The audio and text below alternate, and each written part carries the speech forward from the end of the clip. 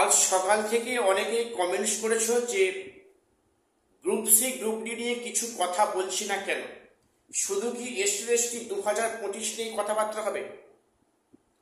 আমি আজকে group C group D কিছু আপডেট তোমাদের সামনে দেওয়ার চেষ্টা করব।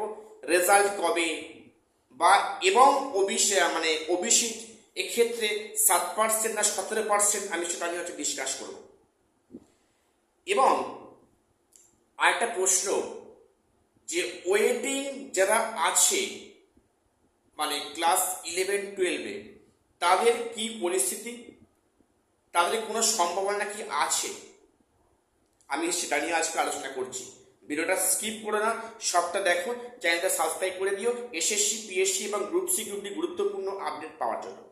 যেটা প্রথম বলি আজকে, চাকরিহারা শিক্ষক বা অশিক্ষক কর্মী যারা আছেন প্রত্যেকে কিন্তু একটা সমস্যার মধ্যে, টেনশনের মধ্যে আছে। কিন্তু সবচেয়ে যারা খারাপ পরিস্থিতির মধ্যে আছেন তারা হচ্ছেন SSC group C group D, যারা যোগ্য গ্রুপ সি গ্রুপ ডি আছেন তারা স্কুলে যেতে পারছেন না, বেতনটুকুও পাচ্ছেন না। তাদের ভুলটা কোথায় ছিল? সবচেয়ে যদি খারাপ পরিস্থিতির মধ্যে থাকেন ওনারা আছেন যারা যোগ্য SSC group C group D যারা কর্মচারীরা আছেন, স্কুলে যেতে পারছেন না, বেতনও পাচ্ছেন না। তো এখানে একটা খবর উঠে আসছে প্রকাশ্যে যে 15ই আগস্টের মধ্যে নাকি গ্রুপ সি গ্রুপ ডির রেজাল্ট পাবলিশ হবে। এটা কি সত্যি? আচ্ছা, গ্রুপ সি গ্রুপ ডির রেজাল্ট 15ই আগস্ট হবে কিনা এ বিষয়ে এখনো অবধি কোনো স্যাঙ্গুইন খবর কিন্তু নেই। এটা সম্পূর্ণ একটা হাওয়ায় ভাসা খবর। এখানে 15ই আগস্টের মধ্যে group C group D result কি পাবলিশ হতে পারে? দেখো, হতে পারে, অবাক হওয়ার কিছু নেই। নাও হতে পারে, না হওয়ার সম্ভাবনাটা অনেকটা বেশি। কেন বলছি? তোমরা জানো গত কয়েকদিন আগে হাইকোর্টের সামনে কিন্তু কমিশনের আইনজীবী সেখানে কিছু কথা বলেন এবং 2 সপ্তাহে সেখানে ডেট চেয়ে নেন হাইকোর্টের বিচারপতির দেওয়া প্রশ্নের উত্তর দেওয়ার জন্য। 2 সপ্তাহ সেখানে এই মাসটা পুরো চলে যাবে, জুলাই মাসটা।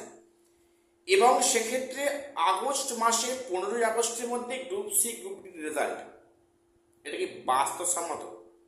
দেখো, এখন যা বর্তমান পরিস্থিতি, এসএলএসটি 2025 কিন্তু একাদশ দ্বাদশের নিয়োগটাও সম্পূর্ণ হবে না 31 আগস্টের মধ্যে।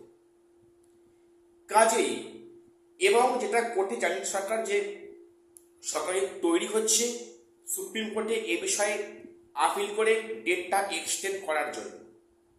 সেটা ডেটটা এক্সটেন্ড অবশ্যই হবে। তাহলে সেক্ষেত্রে এই গ্রুপ সি গ্রুপ ডি কিন্তু প্রক্রিয়াটা আরও কিছুটা ডিলে হতে পারে, মনে হয় সেদিকে পরিস্থিতি কিন্তু আগাচ্ছে। আবার গ্রুপ সি গ্রুপ ডি কিন্তু 15ই আগস্টের মধ্যে হতেও পারে। তো হওয়ার সম্ভাবনা খুবই ক্ষীণ, আমি তাও বলে দিচ্ছি। যা বর্তমান পরিস্থিতি, যে সমস্যা নিয়ে ওবিসি পেঁচে আছে রাজ্য সরকার, এখন সরকার যেখানে যাবে সেখানে সমস্যা। 7% না 17% অনগোয়িং বলেছে, এটা তো অবশ্যই আছে। কাজেই 15ই আগস্টের মধ্যে হয়তো গ্রুপ সি গ্রুপ রেজাল্টটা পাবলিশ হওয়ার সম্ভাবনা অনেকটাই কম, আবার হতেও কিন্তু পারে। সমস্ত প্রক্রিয়া অনেকটাই পিছনের মতো জায়গা কিন্তু তৈরি হয়েছে। এইবারে গ্রুপ সি গ্রুপ ডি 7% না 17% অনগোয়িং প্রসেসে যেটা এসএলএসটিতে হবে, যেটা হয়তো আগামী কয়েকদিনের মধ্যে বিজ্ঞপ্তি আকারে সরকার প্রকাশ করবে, সেই গ্রুপ সি গ্রুপ ডি সে কিন্তু একই ক্ষেত্রে অ্যাপ্লিকেবল। অর্থাৎ এখানেও কিন্তু যদি এসএলএসটিতে হয় 7% অনগোয়িং, সেখানে কিন্তু গ্রুপ সি গ্রুপ ডিতে 7%ই হবে। তবে 7% ওবিসি হলে কিন্তু গ্রুপ সি গ্রুপ ডিতে সমস্যা হবে না, কেন এখন রেজাল্ট পাবলিশ হয়নি। কিন্তু যদি পক্ষান্তরে বলি, এসএলএসটিতে কিন্তু সমস্যা হবে, যেখানে একাদশ দ্বাদশের ভেরিফিকেশন, ইন্টারভিউ, কাউন্সেলিং পর্যন্ত প্রায় শেষের পথে, এবং সেখানে 9-10 ভেরিফিকেশন প্রায় শেষের পথে। সমস্যা কিন্তু হবে। কাজেই যদি 7% ধরে হয় এসএলএসটি, তাহলে গ্রুপ সি গ্রুপ ডি হবে 7%, কোনো সন্দেহ নেই বিষয়ে।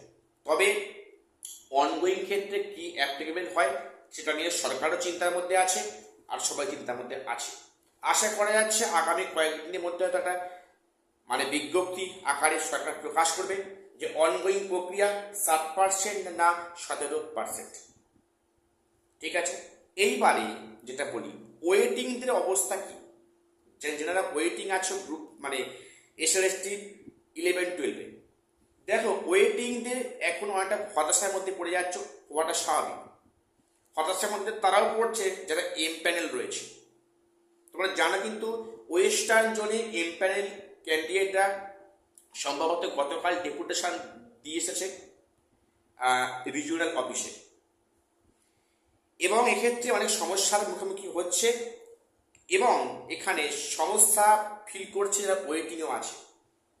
দেখো এবারে তো ওয়েটিংয়ের সম্ভাবনা কিন্তু খুব বেশি, কারণ সেখানে অনেক ভ্যাকান্সি ফাঁকা হয়েছে, আমরা এটা আগে দেখেছি। কাজেই এখানে ওয়েটিংদের শূন্য পদ অনেকটাই আছে। 2025 এসএলএসটির নিয়োগ হবে, আমি এখনো বলে যাচ্ছি, মানে কম্পালসারি নিয়োগ হবে, কোনো সন্দেহ নেই, কোনো সমস্যা হবে না। কিন্তু নিয়োগ হবে, একটু ডিলে হচ্ছে, ডিলে আরও হবে, এবং ওয়েটিংটা কিন্তু ডাক পাওয়ার সম্ভাবনাটা খুব বেশি, এবং সেখানে ভ্যাকান্সি কিছুটা বাড়ার কিন্তু সম্ভাবনা আছে শেষ পর্যায়ে। কাজেই ওয়েটিংটা এখন দুশ্চিন্তা করার কোনো কারণ নেই। আগামী কয়েক মাস দেখো এম প্যানেলরা যখন নিয়োগ মানে যখন হচ্ছে গিয়ে স্কুলে জয়েন করবে, তার পরে পরে কিন্তু পাটে পাটে সেখানে কিন্তু ওয়েটিংদের ডাকা শুরু হবে। কাজেই এখনই আশাহত হওয়া বা চিন্তার মধ্যে থাকার কোনো দরকার নেই, ওয়েট করো। আশা করছি 2025 যেমন নিয়োগটা অবশ্যই হবে, তাই যারা ওয়েটিংয়ে আছো দুশ্চিন্তা মুক্ত দেখো, অবশ্যই নিয়োগ কিন্তু হবে। তো এখন এটুকুই আপডেট দেওয়ার ছিল। হ্যাঁ, একটা প্রশ্ন যে নবম দশমের ইন্টারভিউ কবে থেকে শুরু হচ্ছে, ওটা পিছাচ্ছে? উত্তরটা হ্যাঁ, যেহেতু 11-12 প্রক্রিয়া পেছাবে, ডেট এক্সটেন্ড হবে, সেহেতু কিন্তু সেখানে 19-এর প্রক্রিয়াও হয়তো আগস্টের মাসের প্রথম দিকে শুরু হওয়ার চান্স কিন্তু কম, আমি এখন বলছি। দেখা যাক আগামী দিনে কি সিদ্ধান্ত আসে, সবটাই ডিপেন্ড করছে ওবিসি নিয়ে সরকারের সিদ্ধান্ত, 7% না 17%।